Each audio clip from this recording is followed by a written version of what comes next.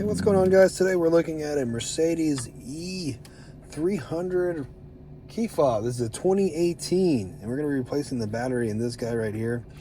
You're going to need a flathead screwdriver, okay, to help you out with this. Your first step is going to be to press the button, okay, that releases the key, but we don't actually need to pull the key out or anything like that.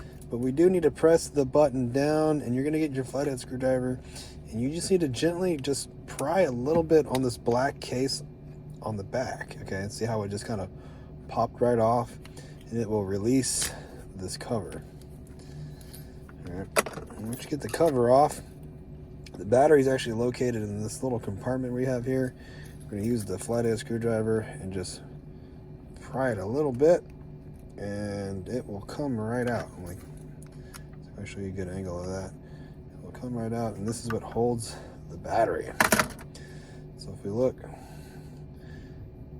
here's our battery, and it's going to be a CR 2032 battery. I'll leave a link down in the description box for a new one. If you'd like to pick one up, just check out that link. So when you get your new one, as you can see, this one right here, it has the positive sign on it.